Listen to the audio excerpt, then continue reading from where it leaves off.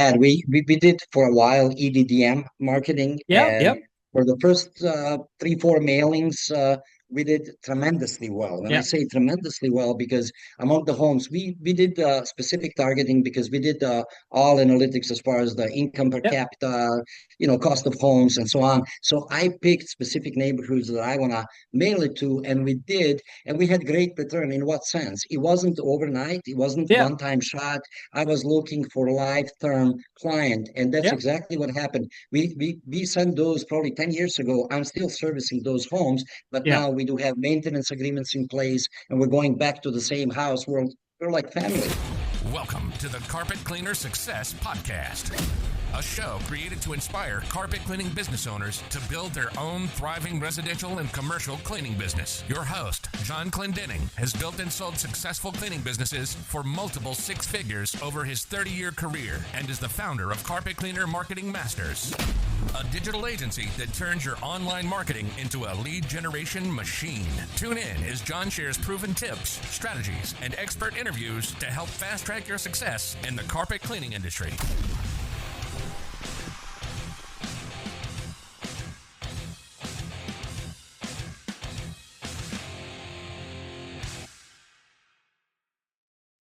Hey, welcome back, everybody, for another exciting episode of the Carpet Cleaner Success Podcast. I'm your host, John Clendenning, owner of Carpet Cleaner Marketing Masters, 30-year veteran in the cleaning industry, many different businesses, carpet cleaning, duct cleaning, the maid services, janitorial, you get it. I've got my good friend George Smiles on today from Whiz Team Carpet Cleaning, just north of Chicago. And we want to have a really good chat for the industry, talk about what's made Whiz Team so successful, able to survive recessions and slowdowns and whatever is happening right now, whatever you want to call this, and glean some little advice. Success leaves clues, and we're going to ferret out some of those success tips and those clues right now, so the rest of you guys listening can really understand what it takes to run a whiz bang of a company. I thought that was cute. I came up with that earlier. So, anyways, thanks for joining me, George. How's it going? Thank you, John, for having me. I love your energy. Let's start with that. I told you this when I met you first time, even though we silently know each other since Piranha Marketing times, back in Yes. 2004, probably. Yeah, probably sat beside each other in a room and didn't even know it. So, Most likely, because if I recall correctly, back in 2004, an initial meeting that we went to before we joined master class of Piranha, it was yeah, 430 companies. You must be among them at that time. I would have been for sure. Yeah. So Yeah, I think I was in that room until at least 2006 or seven, somewhere in there, from 1997 onward. And then Howard Partridge's rooms, and then of Dan course, of Kennedy and course. everybody else. Yeah. So yeah, Yep. again, there's a success clue right there. We'll drop a knowledge bomb right off the beginning. Oh, yeah. Join groups of entrepreneurs and business owners in your niche. Join groups of people outside of your niche to learn. Like, constantly be a student of the craft of owning a business. That's one of them. But let's get some of the basics out of the way. Tell me a little bit about the company, where it's located. I already know some of this, but the people that don't, and just how many employees, teams you have, and what kind of services you focus on. Okay, well, we are located in a northwest suburb of Chicago. We have two locations. One is in Lake Forest, Illinois. One is in Lake Zurich, Illinois. And currently we have total of 6 employees. We're not big, but I call it special forces because my background is military background. I was military officer in the Okay. days, and back in 1992, when in my country political situation wasn't greatest, I decided to resigned and I went to Germany. And that's where I opened up a small handyman service.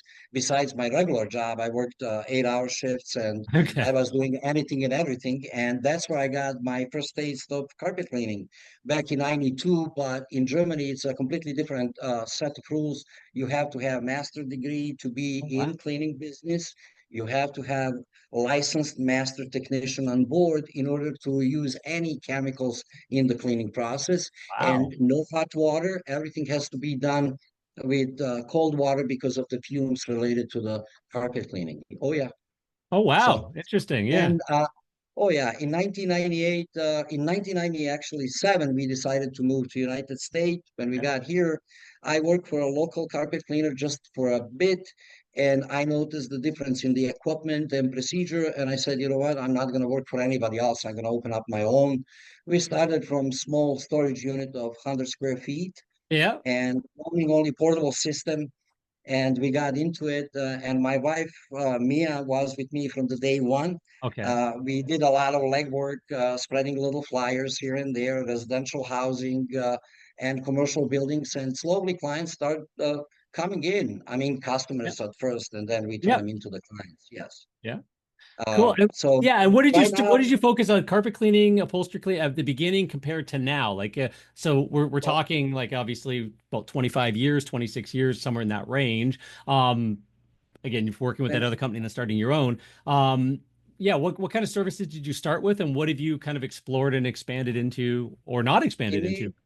initially, John, we started only with carpet and upholstery cleaning here and there, Yeah. and it was kind of poorly done. We did have, we noticed increase in income like 100% year over year, but then we hit the plateau in 2003, and Okay. that's when I decided to go with Piranha Marketing, or I was searching for some sort of mentorship because How to I market wasn't this in it. business, how to grow That's it to the not next level. Yeah. exactly.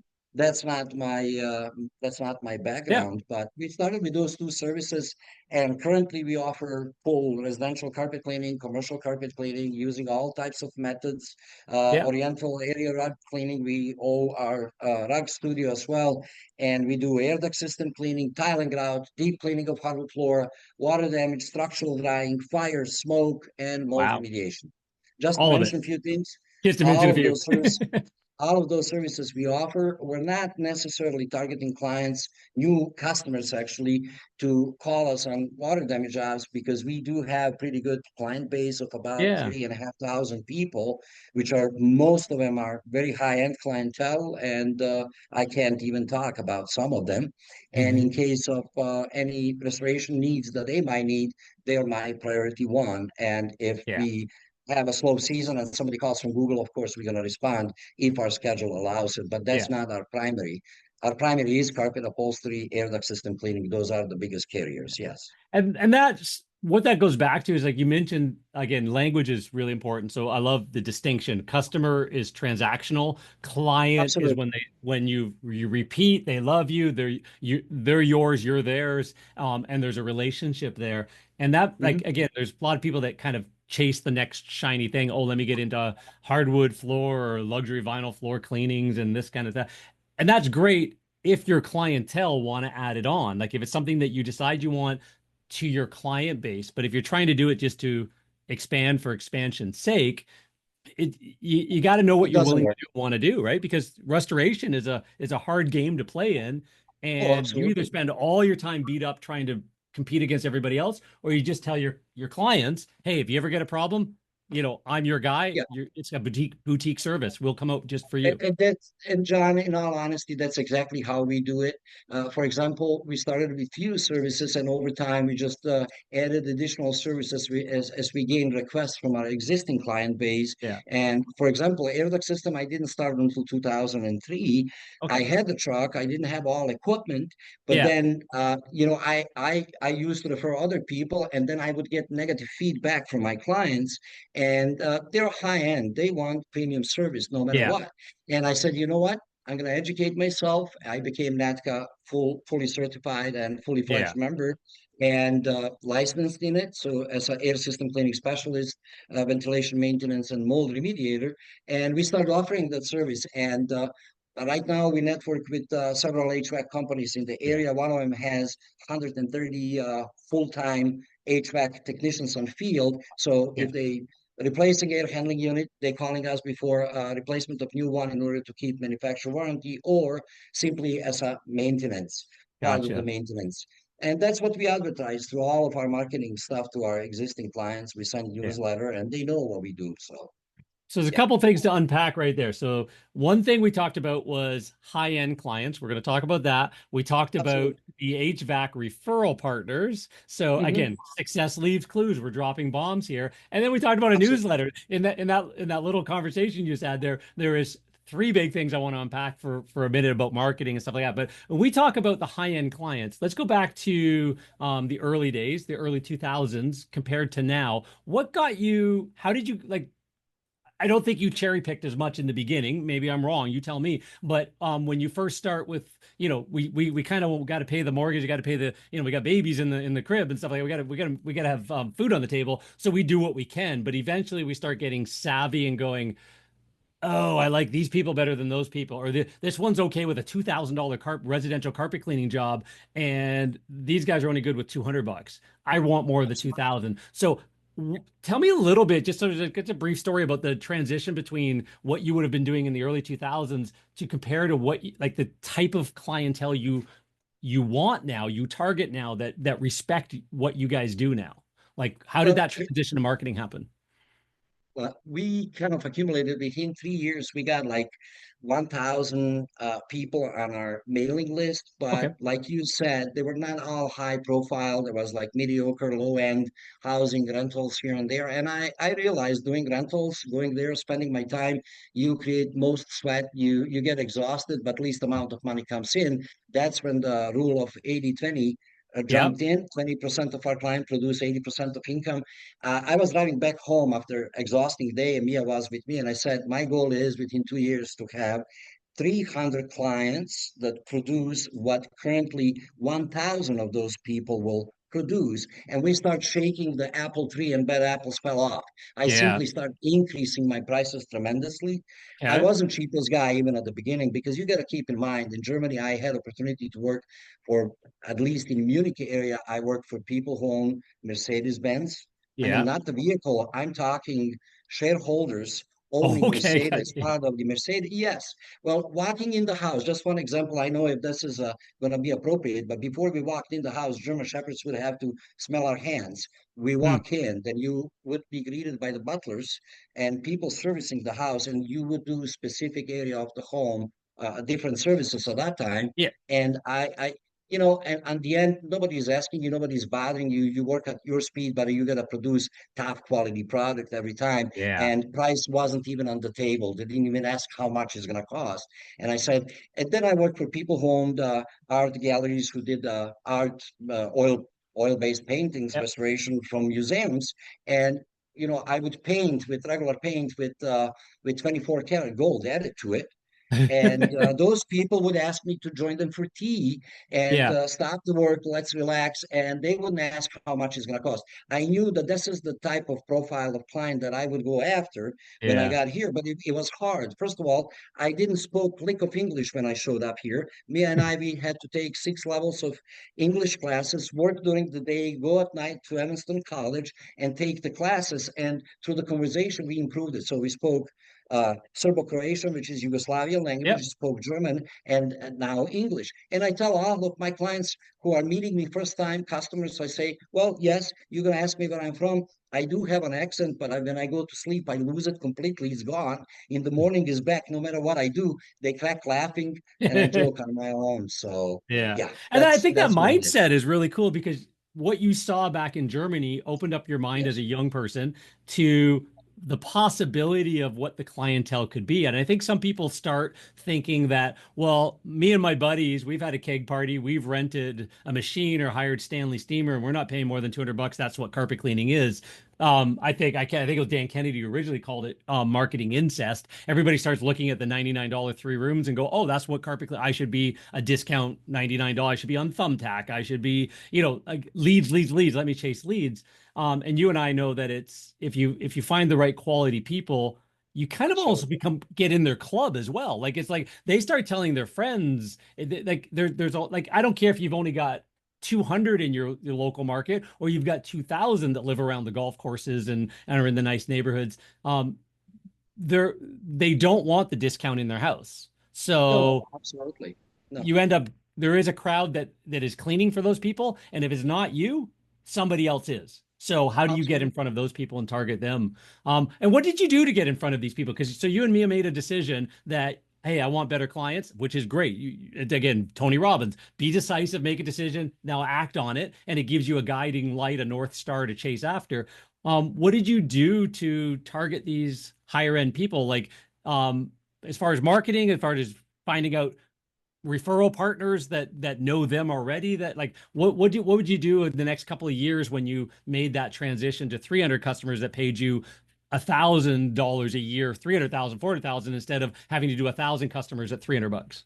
$300. That was the ultimate goal. Here's Yep. what we did as far as the marketing. That was the biggest expense that Hmm? we did go into. It was unknown. It was offered to us. Now, hear me out. Me and I, we purchased auto dialing system back in Okay. 2003. We had literally all states in on literally on the discs. You load them up. It Yeah. starts dialing. We added like 4 additional phone lines to our office. Okay. We called 4,000 people in one single day, but we liked the feedback from those people. It was pre-recorded message. It was not, Privacy Act wasn't in full force Yep. by Yeah. It was FCC back in in the the day United where you States. Wild West a bit. Exactly. And Mia would be actually, I gotta thank her for all of this because she would sit through and sit for like 10 hours a day calling people. And when somebody gets connected to us, he would literally ring in our office and Yeah. she would offer the services or set up for the consultation. Then I would be the guy sitting in the truck going and performing all those consultations on Okay. spot. We never do jobs over the phone. We don't give prices over the phone. I want to see what I'm dealing with. I want to make right promises. We don't overpromise and underdeliver. It's actually Yep. vice versa. And people liked it. And what we started from there, basically out of 5 consultations a day, I might book 2 or just 1 or none for that day. But Yeah. then we accumulated a lot of people who showed interest in our services. Yeah. And John, what we would done then, Mia would add to the mailing list and she would send Mm. the newsletter like the already existing client. Then she would buy even little flower seeds and pack it in the spring season and it says forget me not on it. We did Yeah. a lot of in-home work, packing by ourselves with our 2 sons, putting it all in envelopes and sending to thousands of people. And Yeah. people would call us. But guess what? When we go and do the first time service, they wouldn't even know how do we got to them. They Yeah. forgot that it was actually through the auto dialing system. Okay. And then we added 4 more lines. Then we had total of 8,000 people calls a day. We placed 8,000 phone calls a day. My accountant, our Yeah. business attorney said, you're going to run out of numbers. I said, no, it's such a big area and population is so high that we can literally call them only once every 3 months. So we're not going to be Yeah. annoying. I didn't place that call this week and call them in 2 weeks. And they go like, now you're annoying. Yeah. No, and some people missed the first time call when they got it. Second time we changed the messages. It was really outrageously expensive. The system But you had itself, massive brand awareness into the marketplace. oh, At least they understood, like they got a call, there was a absolutely. name, there was a company, and then you guys Look, showed up and did the quotes. number is very high. We probably called 11 million people, Wow. and probably twice, Yeah. but we sipped down probably to about 900 new clients. And Yep. some of those, again, it was up to us. It's one thing promising, but when it comes to delivering it, then you really got to stay on top of your game and know everything about it and just you know exceed their expectation Yeah. in every aspect of it. And then the price wasn't so important at that time, and we realized that. And like you said, referral starts rolling in, but we implemented our system of 10% Yep. reward for Rewards. the Yep. clients. And we always delivered. We never missed one single appointment. We always answer our phones live. Yeah. And I would respond to pre-existing clients. Water damage portion, you mentioned it's hard to stay in that game. We would even go 2 o'clock in the morning and we'll stay overnight, preventing from further damage, extraction of water, structure, setting it all up. And next day we would continue with the work, whatever Yeah. was on the schedule. That's how we did it. And Yeah. then FCC rules kicked in, which actually we decided not to make any more calls because we Yeah. didn't want to get it Flagged. was a fine or Yeah. fee. It was $11,000 per call, so we stopped doing this. Yeah. But we had solid client base at that time to do other types of marketing, Yeah. which is predominantly newsletter, postcards, and everything else that comes with it. Yeah, and I talked to a guy the other day there on another one of these podcasts, and his massive push into the new industry was he put out, as he said, John, it was tens of thousands of free room letters on people's doorsteps back in the day when that was the thing as well. So not the calling system like you did, but tens of thousands of free room letters. And they went out and did a quote first, no prices over the phone, met the Absolutely. people. And Yes. that was a kickstart. Like you've got to do something, the bootstrapping. We've got a client right now, Tony, who started May last year. So his business was June, July, August was his first 3 months. And good looking guy, really good schmoozer. He'd worked in the hotel industry before, general Oh, manager, absolutely. stuff like that. So he started walking around the commercial places, the conference centers, the hotels, and landed over 100,000, near $150,000 worth of work in the first 90 days. That was his Beautiful. foot in the door. Like, you've got to do something. You've got to get off your duff. You've got to pick something. Howard would say, go to every single one of the carpet stores, flooring stores, furniture stores with donuts, meet all of those people. I say, take out all the real estate agents, interior designers, and all those out for lunch as well. Like, do stuff, like, just be totally active in your marketplace. Like a full court press, be really good at what you do, have a really good Absolutely. script. That's the other thing you guys had, obviously, was converting somebody on the phone to, why should I allow you to come to my house without a price? And then once you're in the house, why are you guys different? Why should I pay your price and not the coupon that just came in the mail? We're the right neighborhood, they probably don't get the mailing coupons anyways, but still, they're going to be, hey, this guy says 3 rooms in a hall for, 129, and you're saying it's $400. What's the difference?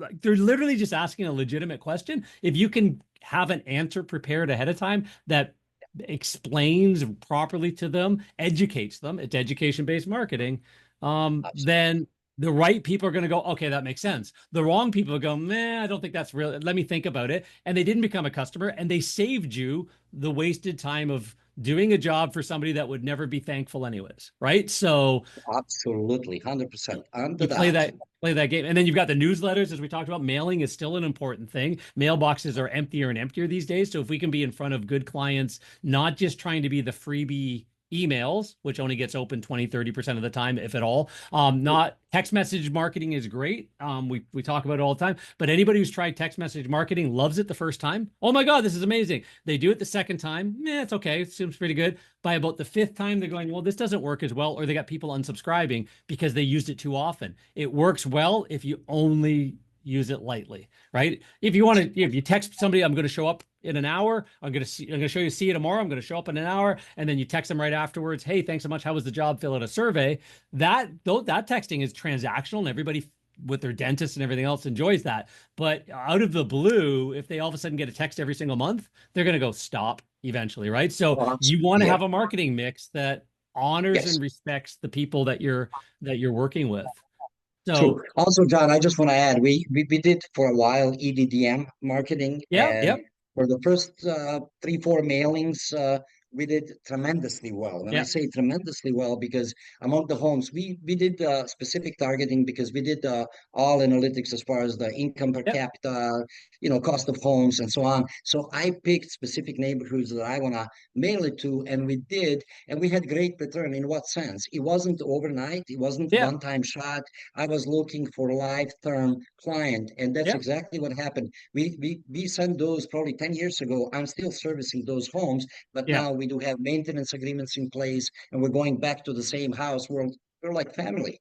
And if I yeah. look back in the records, how much we made per client just for one EDDM that we Yeah, send, it pays for all other mailings that we done, even though if we miss and have only 5 calls, but if we turn out the of five, lifetime 3 of value. Yep. those in a Yeah. high-end client. Exactly. So Yeah. that's No, what and I think plays a there's a lot of people chasing, again, as we mentioned, chasing leads, and it's the wrong mentality entirely, because it's clients and it's the lifetime value. If you don't have a mechanism, a machine in place, a system where you take that one-time customer, you educate them, you have an experience that you or the technicians can deliver, that absolutely. they appreciate, and then you follow up to make sure they're happy, and then you stay in touch with them, and hey, by the way, you're one of our VIP very special clients, and because of that, there's some of these, like, there's an opportunity for you. If you need your tile cleaned right now, our very best clients are, we're having this promotion or whatever. It doesn't have to be a discount, it could be added services, but you can stay in touch in a meaningful way, and be Absolutely. there for them. Now you've What I created. Yeah, what I noticed, John, over time, those clients that you service first time, they're looking literally for an advisor because there is no such services. yeah, First of all, we're extremely well educated as far as the industry goes. Thankful to IICRC and everything that they do, they could actually do more as far as the marketing promotion yeah, of those who went through all courses. I mean, we became quadruple master in cleaning Yeah. restoration, having all designations, everything done, including master rug cleaner class down in Dallas, Texas, Yeah. learning from the fourth generation of rug cleaners.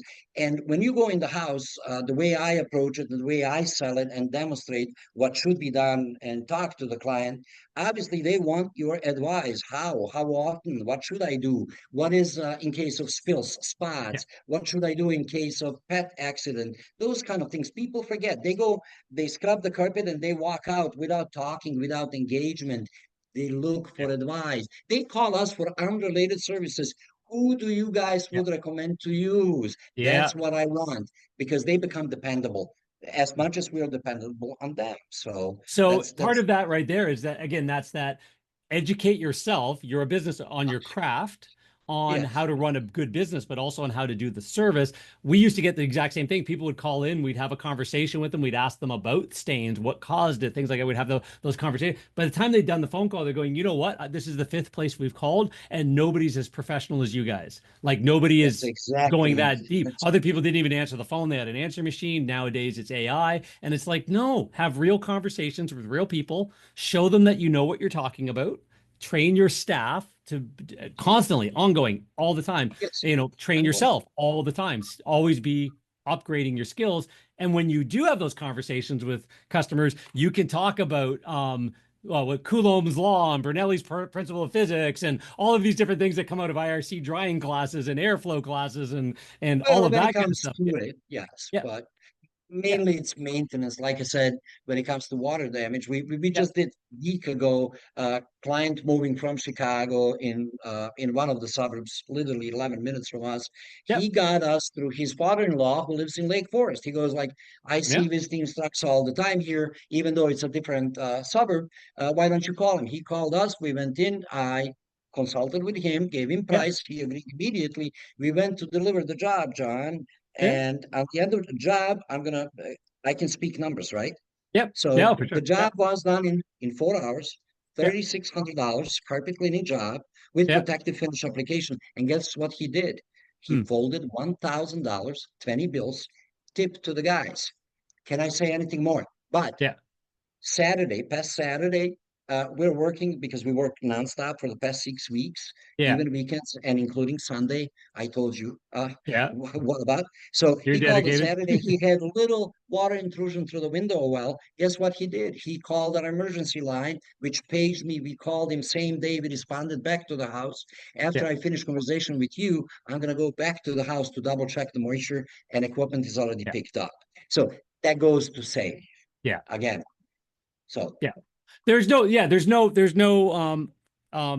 sitting on the couch eating Cheetos, watching Netflix, and hoping you can run a remote cleaning business that people actually respect to the point where you have $2,000 and $3,000 clients. I think you even told me on one of our conversations earlier that the largest lifetime value client that you've noticed that you've tracked was over $200,000 in that they have given you residentially over the lifetime that you guys have been cleaning for them. So that goes to show that there are people there that they just want to check it off their list. That's my guy. If I have a problem, they show up, they care, they show they care, they go the extra mile, and you get a bit of grace because of that. If something actually happens and you go like, hey, I'm so sorry I couldn't come over. I had a family member that had to go to the hospital. No, you deal with that, George.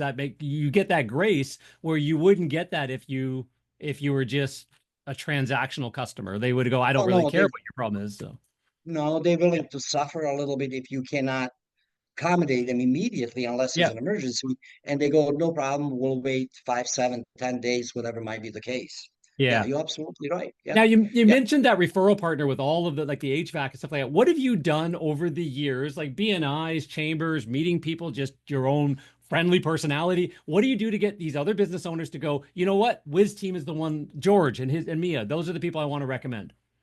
We did go to BNI meetings and all of it, but there's a lot of people talking about, Yeah. sporadic things. I'm specific guy, straight on target. What I did, during 2014, 2017 time, we had a lot of floodings going around. Story is a little longer, but I'm going to tell some people might pull something of value from it. Okay. So I would walk in the basement and I noticed, air handling unit being flooded.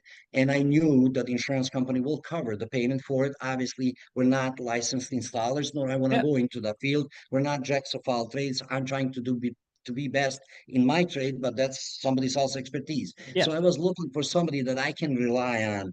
Really, I was searching for the company with great reviews, great reputation that I can refer to my clients without reverse impact on my Yes. reputation with Yeah. my client. So I came across a company which is AA Service Co. out of Norfolk, Illinois. And at that point, they had 89 technicians out in the field. Crazy. Yeah. And I started referring them. And then they start asking questions to the clients when they came out, who referred us? Who are those people? They didn't know nothing about Yeah. me until I sent them like 20 replacement air handling units, which is serious money in their Yeah. business. Oh, for And they sure. Yeah. go, owner of the business goes, well, I would like to meet somebody from Wiz team if they can come to our office. So I postponed it almost for 3 months. I didn't play hard to catch. I Yeah. just couldn't, I couldn't allow myself to go. I didn't have time. And finally I decided to go meet them. And what they did, they said, actually, let's do a presentation in front of our office or our shop, Yeah. which is 25,000 square feet facility. They go, why don't you bring your guys, your trucks, and show us what you do? And then we're going to introduce you to all of our employees Yeah. and show you how we do fabrication, how big is our inventory, which is Yeah. So phenomenal. now you're So we getting showed up. educated on how you can refer them better too. Yeah. Yeah. Yeah. We showed up. We literally demonstrated to them. I was standing on back of my duck truck and I was explaining, mimicking what we do with whips, Yeah. what we do with compressed air, what we do with negative air, and all of this. They loved it because I'm a very picky guy. My HEPA vacuum wheels are actually wrapped with booties. Every time when we go in client's home, we put over the wheels fresh pair of booties. We carry air scrubbing machines through HEPA Good filtration idea. in every Yeah. house free of charge while we performing that service. And they loved it. And one guy was kind of smiling at me, and I go like, I don't know if it's something funny. I didn't even know who he is. He goes, can you come over to me? He hugged me and he said, you remind me of me and my brother when we took over business from our dad, who was in business already for 50 years. And Okay. they took me to their office and they said, George, every job request that we get, we don't do air duct system, we do aeroseal, but can you answer to the questions of our clients? We service very wealthy. And I said, that's Yeah. well-off people, big houses, new build. They have engineering department, they have fabrication department. So they go like, we're going to work hand in hand. And one of the homes that we did was 25,000 square feet with 10 air handling units. It took us 7 days. Out of 6 companies, I was double more expensive than the most expensive guy. Yeah. But they said, we're going to revoke manufacturer warranty on the ductwork costing $1.7 million if we don't do service openings, replugging, resealing, and performing entire job. We Yeah. did such a good job. It was $14.5 million home. And it was such a good job that we actually got direct referral from the homeowner Yeah. to his friend once we finished the job. Yeah. So it goes to say, and next week we're starting another project in Chicago. I don't do Chicago. I stopped servicing Chicago Yeah. altogether. But that's a special request. We're going to be doing penthouse with 4 air handling units. It's on the 9th floor, 6,500 square feet. Oh gosh. Again, price is irrelevant. Yes. They want quality, and you have to perform when you promise. Yeah. That's it.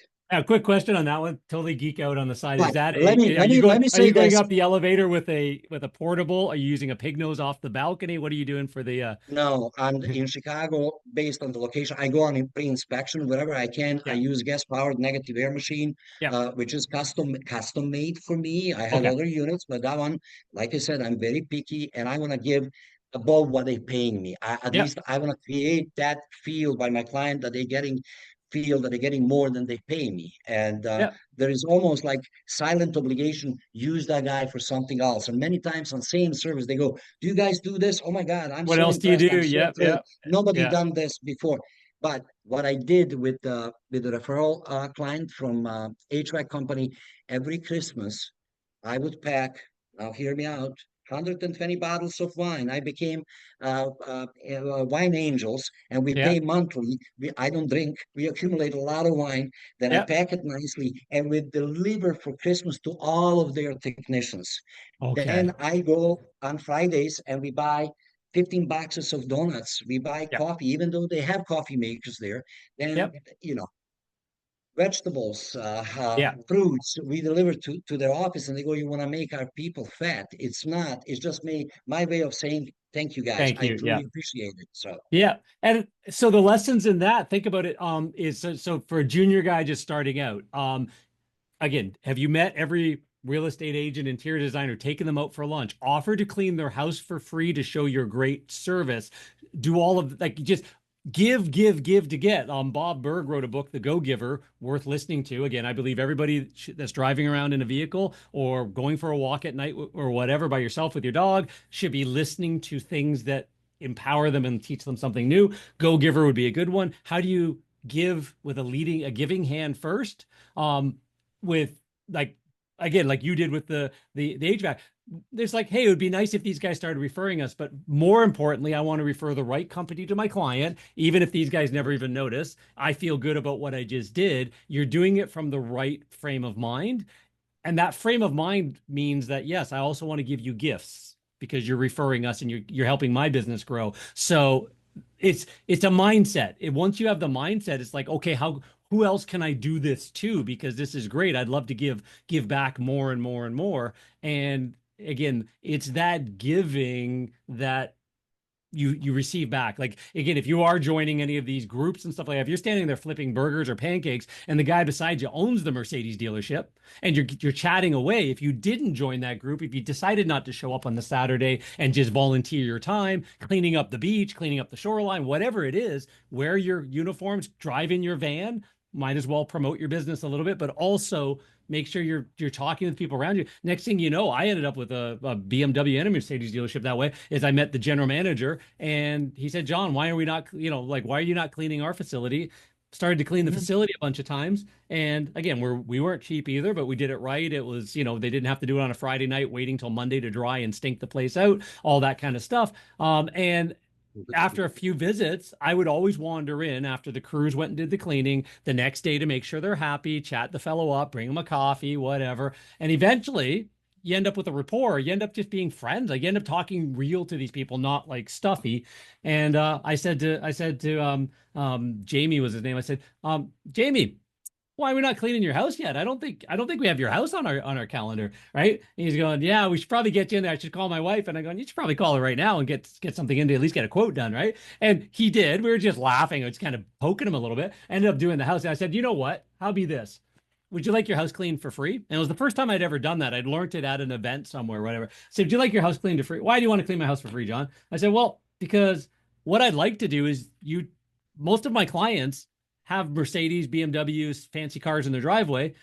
I would love on your next mailing, if you're happy with us in the facility, your wife turns out happy in the house, we'll do a free cleaning. I'll have the team there. I'll walk you through what we're doing and why we're doing it. So either you or your wife there, so my guys will do the cleaning. I'll tell you the story. And if you're happy with that, how be I pay for your next mailing?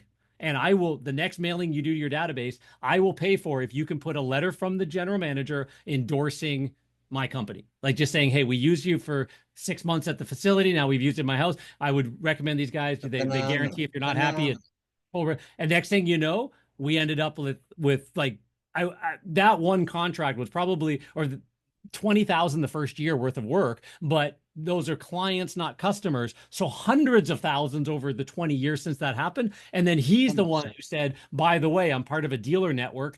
Go talk to my friend over at the other dealership he was Mercedes and it was the BMW. And we ended up with both of like a same arrangement kind of idea eventually, but we ended up with the cleaning of the facility. Then I suggested, why don't we clean your house? 6 months later, like as I developed the relationship, kind of almost like an afterthought, but I had a plan in place. And next thing you know, we had that happening. Then we had chiropractors doing the same thing. Same idea. Next thing you know, they're into wellness. We had a green, healthy cleaning. You should have your clientele using our services. 10% of anything they give us comes back to you as gift certificates against future cleanings. Your house you can give out to staff. Like you just create a program around it. But it all started with just giving away, not worrying about the 2 hours of your technician's time and the $20 worth of solution. It's maybe $80 out of your pocket for hundreds of thousands of dollars over the next 20 years. It's well worth the $80 to $100 out of your pocket that one day, right? So that's nothing. It's an Yeah. investment. I mean, it's little seeds in the ground, basically. Yeah. What we did last year, John, we organized a realtor meeting in our shop, Okay. actually, where we did some demonstration for them and talked about how we can help them in their sales process, how we can beautify the house, prep the house for sale before they do home inspection and all of it, because well-maintained home gets Yeah. sold pretty quickly. I'm not talking currently where we have shortage of homes on the market, but No. at any point, But because even I still a do higher believe, price if it's done well. Like if it's, yeah, like should I replace the absolutely, carpet and the flooring or can we clean it and sell the house and let the new owner decide to replace it? Real estate agents don't know the exactly. answer to that.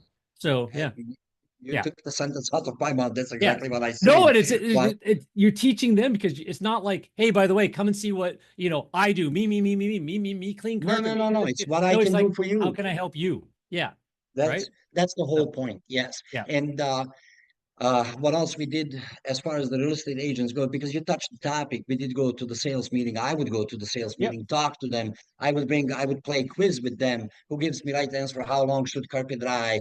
Can yeah, these type of staining would be removed? I would give them Starbucks coffee, and I would bring a bunch of cookies and yes, cakes and my business cards. And before I would go for 15 minutes, they cancel their first meetings or showings. I would yep, stay for an hour and a half.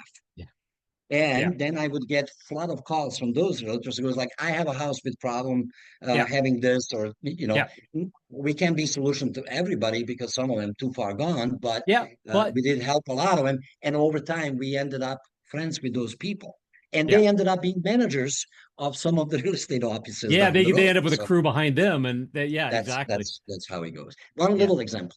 I just met the recently client like month ago. He produces honey. He's a retired gentleman. His yeah, daughter bought the house. We did the air duct system cleaning. We ended up talking and we did the job. He gave us immediately review. He loved it. And I go, what do you do in your free time? He goes like, we make honey. And he yeah, explained to me him and his friend. And I said, well, do you sell it to the public? He goes, yeah, absolutely. So what I did, I immediately ordered 30 pounds of pure organic honey from him. wow, Now yeah, we go and we hand it out. No yes, obligation whatsoever. It's give it. And people, oh my God, I'm yes, helping him. But at the same time, people should know with honey, you get way more good stuff versus vinegar. yeah, yeah, Give him something in return. yeah. No, I Also love the for way you their, think. I love the way you think, and I think everybody needs to understand that you've got to be um part of it is a student of business. Part of it's just a student of humanity and being a good person and just wanting to, hey, you do a cool thing. Let me share that out to the people I know. And what that's goes around exactly, comes around. It becomes part of the whole thing. Other people believe that it's just, as I said, like, why is my Facebook ad not generating me 100 new $99 calls this month, kind of idea. And they've done nothing else. They haven't met a single person. They don't talk to the customer when they show at the home. There's you know, and then they think the leads are bad. And the answer is no, you haven't defined a great business, educated yourself, educated the public, and stair-stepped your way up and find those people that respect that. I think absolutely. Howard calls them mavens. Somebody calls them mavens. The people that you get in their world, they get in your world, and next thing you know, both of you are just sharing each other everywhere you go, and rising tides lifts all ships and stuff like that.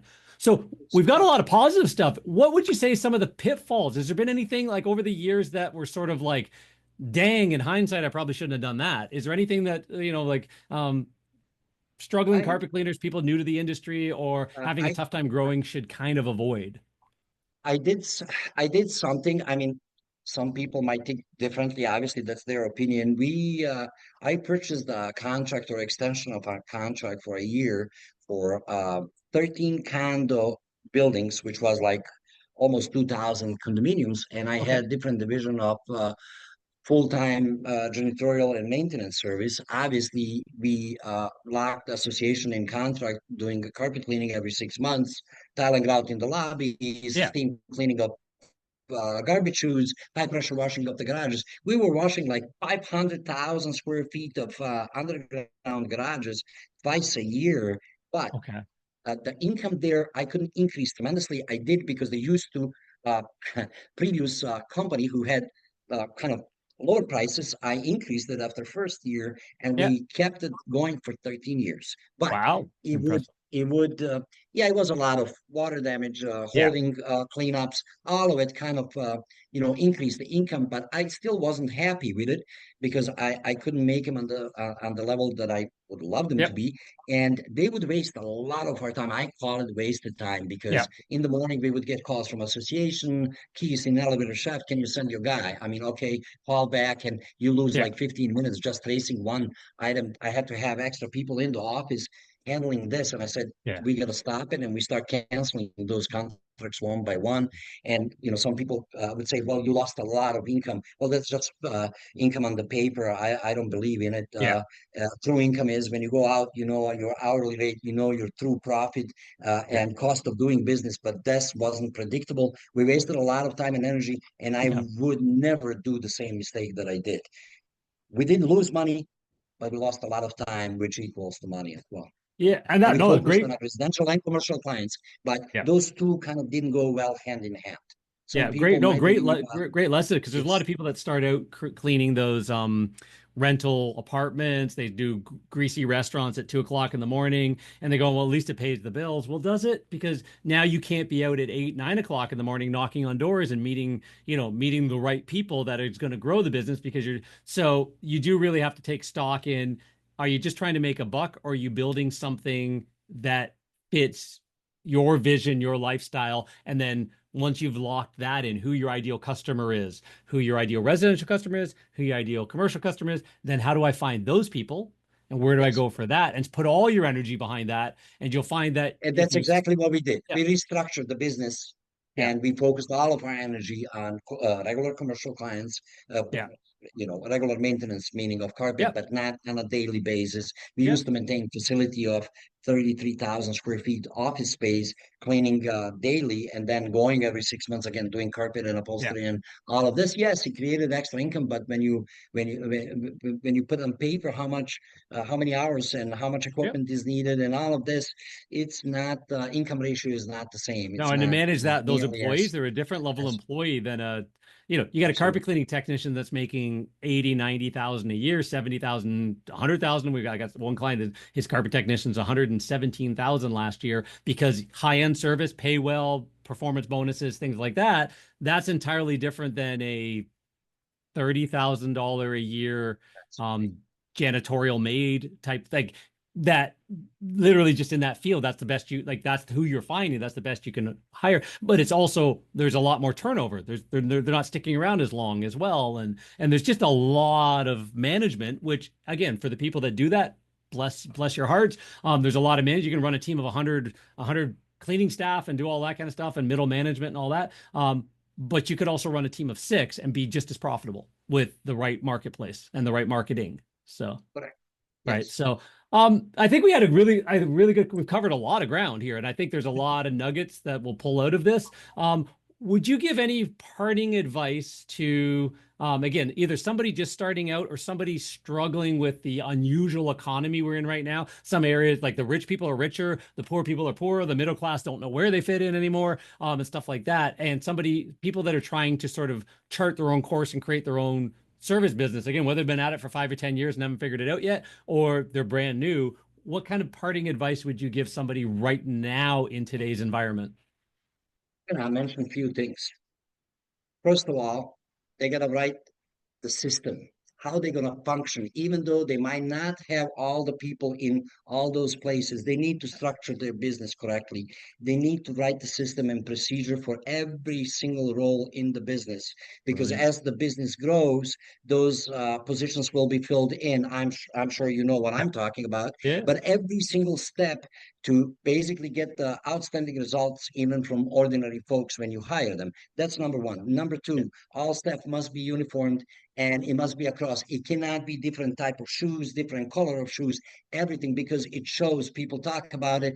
That's an impression. See it as a stage. You performing, everybody is watching. Are you going to be applauded, or are they going to walk out and say, well, it wasn't so good, I regret paying for it. No, they have to be happy, and they want to come back for another show of that. Yeah. That's number one. Number two. Number three would be, when you're purchasing equipment, buy the best. Do your research. Don't spend your money on cheap stuff, because it's going to be failing. And when equipment fails, you're going to fail on delivering. You're going to have disappointing client. It's a domino effect that does not work in your favor. With better equipment, vehicles and carpet cleaners, I see them all the time without any leathering. That's a marketing. That's a moving a billboard. For Yeah. God's sake, we get calls. People stop next to us. They see us. Brand awareness, like you constantly say. Well, it is true, because they see it. They have brain impression. They don't even know where they saw you. Next thing, they're searching something on internet. They see your logo and the truck, and they go, like, well, I just saw those people. I'm going to give them a call. Yeah. That's the way it works. Next thing I would like to say, when they go to sell, they got to be ready also to lose that sale, not to be overly pushy. Also, sales without demonstration is just another conversation. Mm. I demonstrate on any of my consultation. I take test kits with me.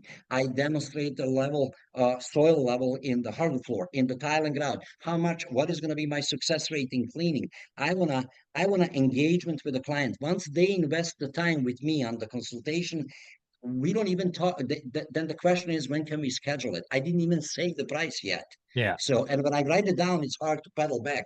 They almost feel obligated, and people don't do it. People give prices over the phone. I don't know how they can do it. I wouldn't be in existence. I mean, Yeah. there's no way. I like to see, and what is that you need extra? Don't always come over prepared and over deliver. People go Yeah. and they don't have right stuff on the truck. This is all technical portion, but Yeah. and advertise, do the marketing. But at the same time, it's not the same if you market to I mean, no offense to anybody, but rental places, that's Yeah. what you're gonna get. Or if you advertising to high income housing and people who own their Yeah. homes, and like you said, driving high-end vehicles. I'm not gonna mention brand, but Yeah. yeah, I Yeah. do all dealerships on 41, which is Yeah. Mercedes, BMW, Jaguar, Range Rover, Audi. Lexus, Yeah. Yeah. and I do not commercial site, but I do their homes Yes. and their family homes, and Yep. they call religiously. We had from Orlando, Florida, the same dealership owns a dealership in Orlando, Florida.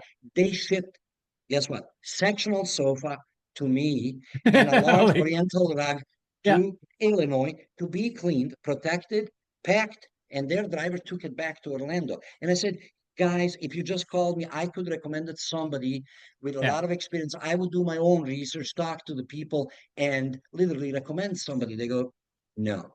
When it Yeah. comes to it, this is you. You guys do it. Just tell us when it's ready to be shipped back. Yeah. No, that's Again, that's just a testament to the value you show. You educate the customer. absolutely. Nobody else is doing that as well. So you come in, like as you said, with your test kits and all that. You're putting on a better show. Sure. Like a part of it is the show, right? It You're is. creating a theater.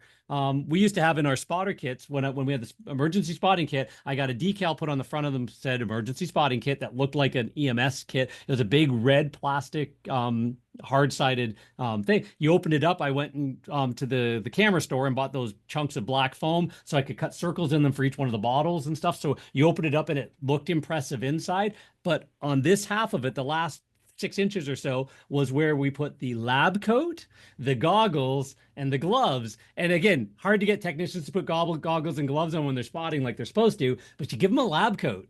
And it was logoed on the back. But when a customer sees you bent over doing a spot, but you put the lab coat on, the goggles and the gloves, you look way more professional about your spot removal. And they're actually nowadays, go back years ago, they didn't care as far as taking pictures and showing it on social media. Nowadays, they're going, look at my carpet technician in a lab coat taking a spot out, right? And next thing you got your logo on the back and all. Now you're branded again, right? So, but you can create those little moments where they're still meaningful, but you can add that little pizzazz, right? It's that extra little bit.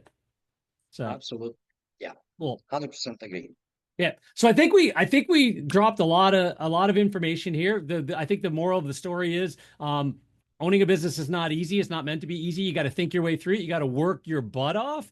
And if you do it well and you show up every single day, don't take days off, and again, go after hours if you have to help a customer out, with the right clientele and upgrading your services, it gets noticed because it stands out against the average, and the average is pretty bad in today's day and age. So you are so far above and beyond that, business starts coming in, and so you got to plan your business that way. It's not meant to be, an easy cakewalk. It's supposed to be, if you live life hard, it's easier. If you live life the easy way, it's harder, right? That whole analogy. Absolutely. Yeah. So yeah. Cool. Well, I appreciate your time today, George. Thank you so much. I'm sure everybody's going to get something out of this. And what we'll do is, we always say, drop comments wherever you see this, whether it's on Spotify, Apple Podcasts, whether it's YouTube, whether it's our website. Drop some comments, send some love to George's way as well, and we'll pass those comments along as well. Any questions, let us know as well. And we'll if anybody wants to jump on one of the Carpet Cleaner Success series, get interviewed, you've got a good business and you want that put out there as well, by all means, hit us up. We love to have guests on the show as well. But thanks, George. I appreciate it. Thank you, John. Get back to that flood job and go solve the rest of that problem.